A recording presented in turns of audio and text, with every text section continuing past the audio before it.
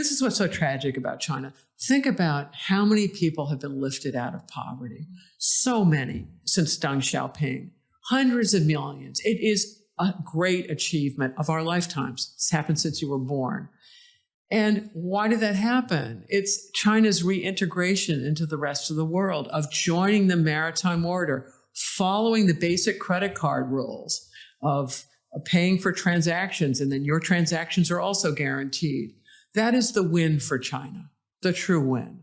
And taking Taiwan, who needs it? The Taiwanese are perfectly fine doing their own thing. And they've made it clear they don't want to be taken over by force. Who would be? Right. So the problem in China is the Communist Party wants to maintain its monopoly on power.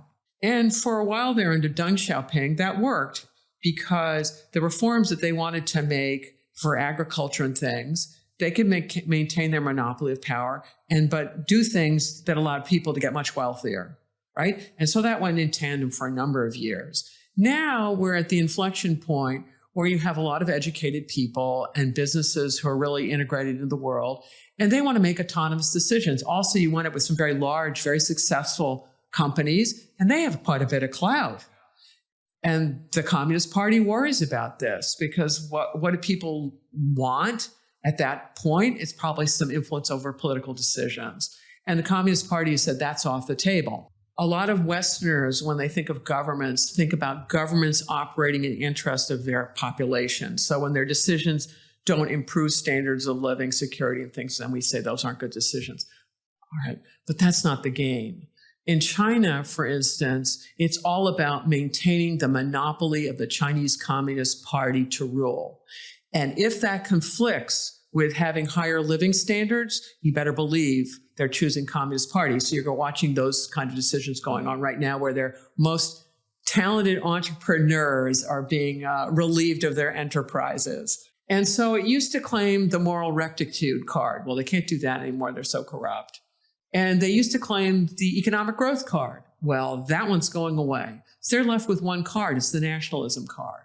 And they're playing it but hard because it's a unifying thing for Chinese, for the Han ethnic group in China, who constitute the overwhelming majority, that Taiwan should be theirs. It's a mistake. It will be a pivotal error if they make that mistake. Yeah. If you listen to their speeches, they tell you they're going to do it, right? They're consistent.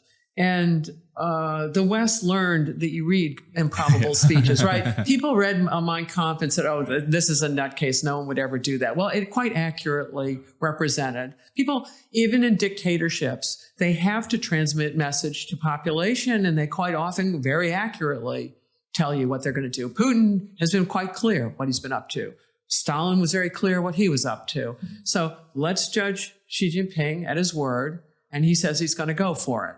For the People's Republic to take Taiwan, I presume it's going to begin with an artillery barrage. I presume that's going to be leveling Taiwanese cities, right? We've watched how it goes in Ukraine. I can't imagine the Chinese being less brutal. They'll hurt themselves. Whereas if they just ignore the Taiwan thing and say, oh, they're so annoying, let them run their own place, who wants them anyway, and then trade with them, they'll both make money. The global order, it's based on sovereignty. If you allow this, it doesn't mean you have to go to a nuclear war. You just never recognize whatever it is. And then you sanction China from then until kingdom come so that they are not part of the maritime trading order. And you tell them they need to cough up Taiwan. This is how sanctions work. People look at sanctions and go, oh, they don't work because you don't make whoever's annoying you change whatever they're doing. What they do is they suppress growth so that whoever's annoying you, over time, you're stronger and they're weaker. And the example of the impact of sanctions is compare North and South Korea. Right. Yeah. It's powerful over several generations.